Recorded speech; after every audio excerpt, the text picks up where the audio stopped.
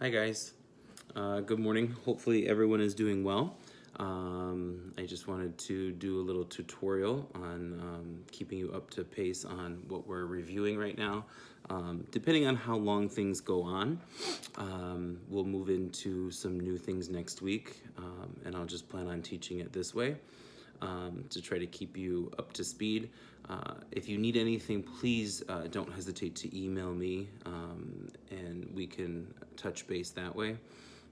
So today, as you saw yesterday, I did upload an assignment, which was just a simple review of solving one-step equations. So I did want to go through it real quick.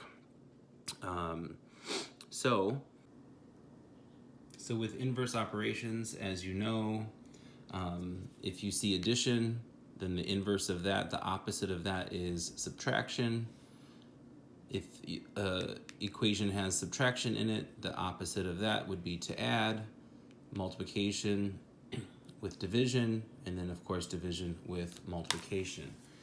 So I do want to go through a few examples with you.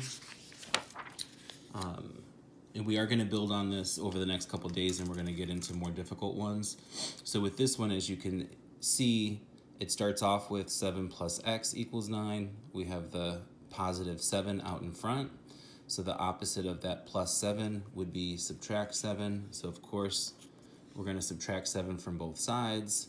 7 minus 7 ends up with 0. So on the left-hand side of that equation, we're left with x is equal to 9 minus 7, which is 2. And that's the end of that equation. Here's another one that looks more traditional. I know this one worries people a little bit because that 7 is out in front. However, it's going to be the same sort of thing. With this equation, y plus 3 equals 2. Since we see that this plus 3 is the issue with that y from being isolated, we are going to subtract that 3 from both sides.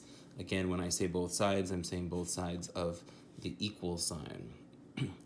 Positive 3 minus 3 ends up as 0, so we have y on the left-hand side of the equation, and on the right-hand side, 2 minus 3 is a negative 1, so we're left with that.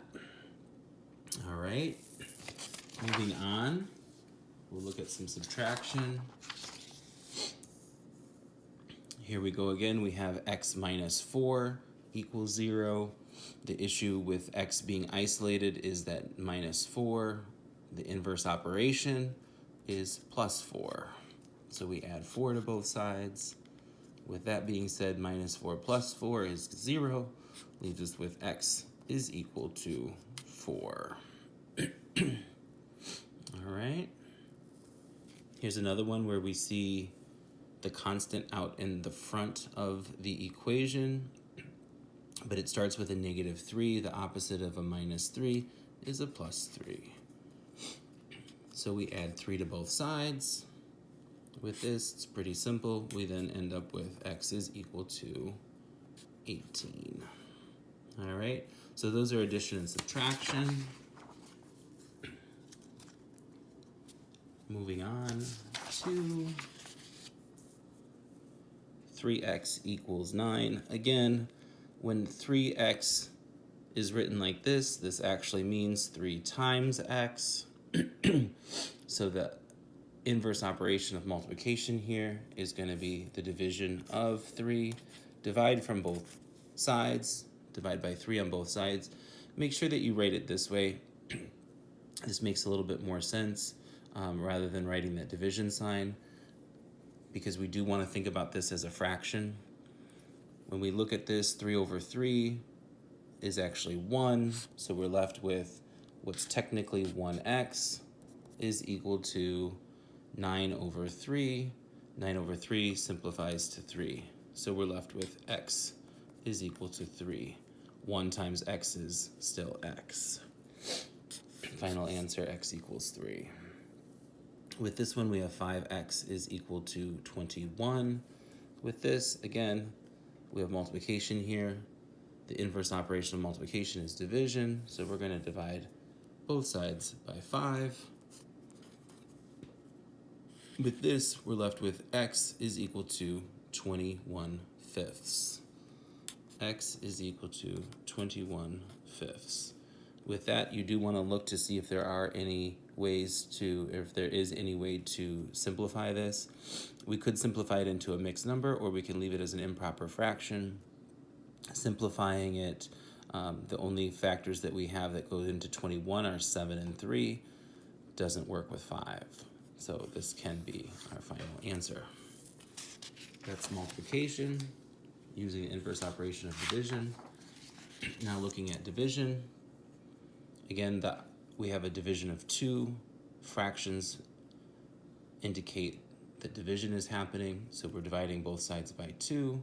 So the opposite of that, the inverse operation, is to multiply both sides by 2. These cancel again, leaving us with x is equal to 16. Final answer. Same thing here, we have x divided by 6. The inverse operation of division of 6 is the multiplication of 6. X is equal to 24. Okay.